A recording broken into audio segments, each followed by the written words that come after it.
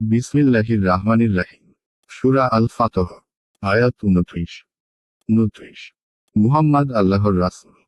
তার সহচরগণ কাফিরদের প্রতি কঠোর এবং নিজেদের মধ্যে পরস্পরের প্রতি সহানুভূতিশীল। আল্লাহর অনুগ্রহ ও সন্তুষ্টি কামনায় তুমি তাদেরকে রুকু ও সাজদাহ অবনত দেখবে। তাদের মুখে সাজদার চিহ্ন থাকবে, তাওরাতে তার বর্ণনা এইরূপী এবং ইনজিলে। তাদের দৃষ্টান্ত একটি চারাগাছ, যা হতে নিগর্ত হয় কিশলয়, অতঃপর ওটা শক্তপুষ্ট হয় এবং পরে কাণ্ডের উপর দাঁড়ায় দৃঢ়ভাবে, যা কৃষকের জন্য আনন্দদায়ক। এভাবে আল্লাহ মুমিনদের সমৃদ্ধি দ্বারা কাফিরদের অন্তরজালা সৃষ্টি করেন।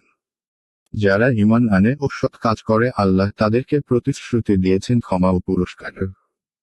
আয়াতের তাফসীর। মুহাম্মদ আল্লাহর রাসূল আর তার সহচরগণ অবিশ্বাসীদের প্রতি কঠোর এবং নিজেদের মধ্যে পরস্পরের প্রতি সহানুভূতিশীল। তুমি তাদেরকে রুকু ও সিজদায় অবনত অবস্থায় আল্লাহর অনুগ্রহ ও সন্তুষ্টি কামনা করতে দেখবে। তাদের মুখমণ্ডলে সিজদার চিহ্ন থাকবে, তাওরাতে তাদের বর্ণনা এরূপী এবং ইনজিলে।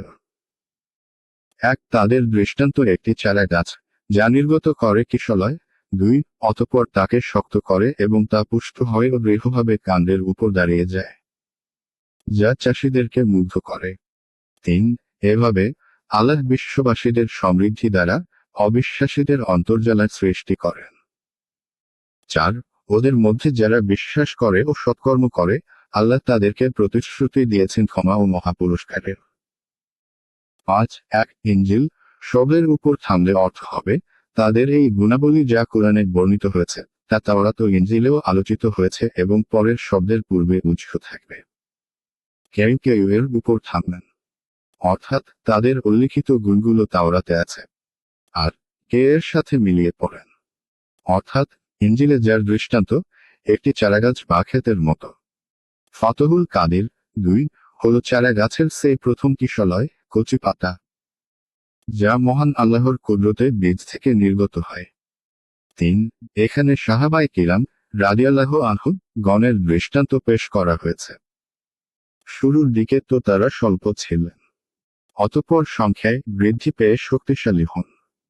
যেমন ফসল প্রথমে তো দুর্বল হয়, তারপর দিনের দিন সবল হতে থাকে এবং এইভাবে একদিন শক্ত কাণ্ডের উপর দাঁড়িয়ে যায়। 4 অথবা তারা অন্তর্জালার শিকার হয়, অর্থাৎ সাহাবায়ে কিরাম রাদিয়াল্লাহু আনহু দের দিনের দিন প্রভাব প্রতিপত্তি বড় শক্তি বর্ধমান হওয়া কাফেরদের জন্য অন্তর্জালার কারণ ছিল। কেননা এতে ইসলামের পরিধি সম্প্রসারিত এবং কুফরির পরিসীমা সংকীর্ণ হচ্ছিল। এই আয়াতের ভিত্তিতে কোনো ইমাম সাহাবা রাদিয়াল্লাহু আনহু দের প্রতি ঘৃণা ও বিদ্বেষ পোষণকারীদেরকে কাফের গণ্য করেছেন। এছাড়াও এই ভ্রান্ত দলের অন্যান্য আকীদা বিশ্বাসও তাদের কুফরির কথা প্রমাণ করে। 5 এই পূর্ণ আয়াতের প্রত্যেকটি অংশ সাহাবায়ে কিরামদের মাহাত্ম্য, ফজিলত, আখিরাতের ক্ষমা এবং তাদের মহান প্রতিদান লাভের কথাকে সুস্পষ্ট করে। এরপরও সাহাবাদের ঈমানের ব্যাপারে সন্দেহ পোষণকারী মুসলিম হওয়ার দাবি করলে তাকে তার মুসলিম হওয়ার দাবিতে কিভাবে সত্যবাদী মেনে নেওয়া যেতে পারে?